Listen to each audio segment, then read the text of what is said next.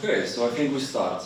Thank you everyone for coming to today's session, and we have guests from Roof TV, and Einar going to give us a report.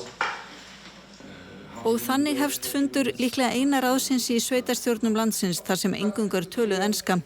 Þetta Enskumælandi ráðið í Vík í Mýrdal. Tomasz flutti ásamt konu sinni frá Póllandi til Víkur fyrir 8 árum og hefur starfað hjá Æsver næstum allan tíman. Hann verslunarstjóri þar í dag. How were you thrown into the election?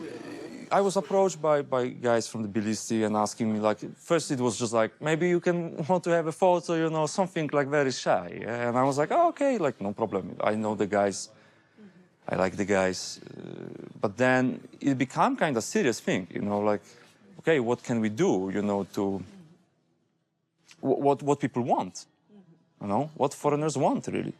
Miklar breytingar hafa orðið á samsetningu samfélagsins í Vík síðustu ár. 2010 bjuggu 500 manns í Vík í Mýrdal og voru 30 þeirra með erlenda ríkisborgararétt.